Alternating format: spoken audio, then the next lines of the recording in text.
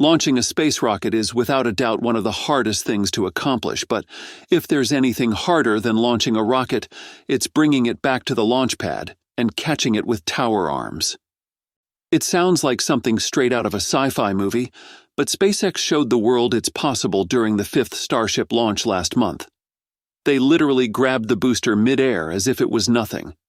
This achievement was groundbreaking, but also tricky because it set the bar sky high.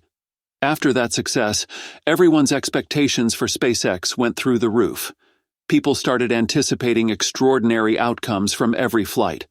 Looking back at the first 5 launches, it's clear how much SpaceX improved with each test. For example, during the very first Starship launch, the rocket exploded mid-air before even reaching stage separation, and the launch pad was severely damaged. The second flight addressed many of those issues but still saw the booster explode shortly after separation. The third and fourth flights showed even more progress, step by step, fixing issues one at a time. This consistent pattern of improvement had people expecting Flight 6 to surpass Flight 5 in every way, but reality turned out to be different.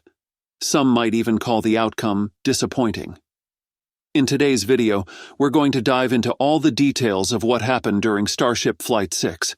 But before we delve into it, make sure to subscribe to our channel for future updates about Starship and SpaceX's other groundbreaking achievements. Just weeks after SpaceX amazed audiences with the precision landing of its massive rocket booster, the company conducted another test flight of its Starship rocket, the most powerful launch vehicle ever built. This time, SpaceX aimed to catch the booster mid-air using the mechanical arms nicknamed chopsticks on its launch tower. However, the attempt didn't go as planned, and SpaceX had to abort the catch. The situation raised questions about what went wrong. On November 19th, the nearly 400-foot-tall Starship system launched from SpaceX's Starbase facility in Texas. The Super Heavy booster, powered by 33 Raptor engines generating 16 million pounds of thrust, lifted the rocket eastward over the Gulf of Mexico. The engines were fueled by a combination of liquid oxygen and methane, producing a spectacular trail of fire and exhaust. After the booster burned most of its fuel, it separated from the Starship spacecraft as planned. The next goal was to have the booster descend back to the launch site and be caught by the mechanical arms on the tower. However, the conditions for the catch were not ideal. SpaceX decided to let the booster splash down in the Gulf of Mexico instead. The spokesperson for SpaceX explained that certain technical and environmental criteria must be met for a safe catch. These include fully operational systems on the booster and tower, and a final manual command from the flight director. If any condition isn't met, the booster defaults to a safer trajectory that ends with a splashdown. Unofficial sources suggest the problem may have been related to a communication issue between the booster and the tower. The booster relies on real-time positioning data from the tower to guide its descent accurately. This system works like a highly precise GPS, and any delays or errors in this data can affect the booster's ability to land safely. Additionally, other potential issues, such as problems with the booster's navigation systems, misalignment of the mechanical arms, or unexpected weather changes might have contributed to the decision. Another possible reason is that Flight 6 might have been planned as a test of alternative recovery methods. While catching the booster mid-air is the ultimate goal, SpaceX still needs to collect data on controlled splashdowns. These tests are essential for situations where a tower catch isn't feasible, such as launches from other locations or under certain weather conditions. By splashing down the booster in the Gulf of Mexico, SpaceX could analyze how it performs during a controlled water landing, further refining its design and recovery process. From a technical perspective, catching a booster with Mechazilla is an incredibly complex operation that requires absolute precision. The booster's grid fins must guide it to within meters of the catching arms, while the arms themselves must respond in real time to any adjustments.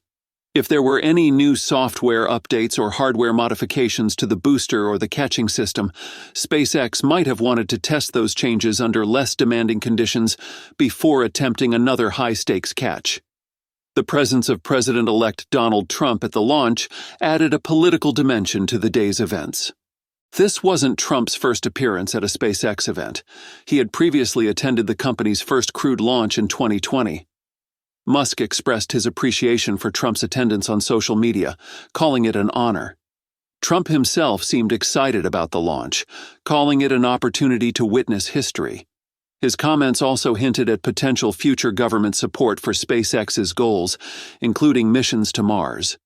One significant difference with SpaceX's sixth Starship launch was the lack of delays caused by the Federal Aviation Administration.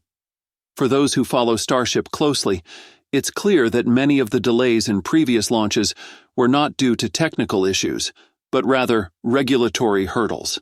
For example, before the fifth flight, SpaceX had to wait several months after the rocket was ready because the FAA had not yet granted the required launch license. However, for the sixth flight, things were different. The FAA had already modified SpaceX's launch license to cover multiple launches under the Flight 5 mission profile. This meant that SpaceX didn't have to wait for a separate approval for Flight 6. As a result, the company was able to proceed much faster than usual, launching just weeks after Flight 5.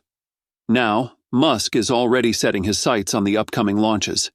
He tweeted, "We will do one more ocean landing of the ship. If that goes well, then SpaceX will attempt to catch the ship with the tower." This statement suggests that the next flight, Flight 7, will likely follow a similar trajectory and landing strategy as Flight 6, where the Starship upper stage lands in the ocean. However, Musk's comment hints at a significant milestone for Flight 8, where SpaceX will aim to catch both the Super Heavy booster and the Starship upper stage using the Mechazilla tower. Flight 7 is scheduled for early 2025. This mission will feature the first flight of a Block 2 Starship, specifically Ship 33, paired with Booster 14. The Block 2 iteration includes significant enhancements, such as increased propellant capacity and the integration of Raptor 3 engines, aiming to improve performance and reusability. Musk also shared details about the next version of Starship, which will be larger and significantly more powerful.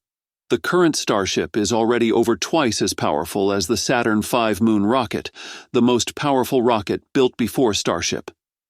Musk revealed that Starship 5-3, which is expected to fly in about a year, will produce 3 times the thrust of Saturn V, representing a major leap in rocket capability. The Starship program is designed to evolve through multiple versions, with each new iteration introducing meaningful upgrades. The first version, called Block 1, was used for the first 6 test flights. Now that it has completed its role, it will be replaced with more advanced designs.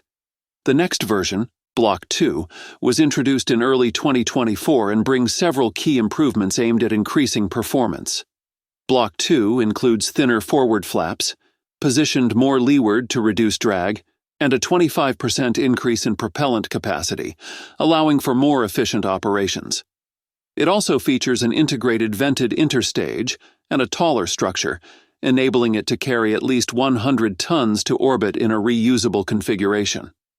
One of the most significant upgrades is the use of Raptor 3 engines, which simplify the design by eliminating the need for additional shielding. The first Block 2 vehicle, Ship 33, is currently under production and will initially use Raptor 2 engines as an intermediate step. That's all for today's video.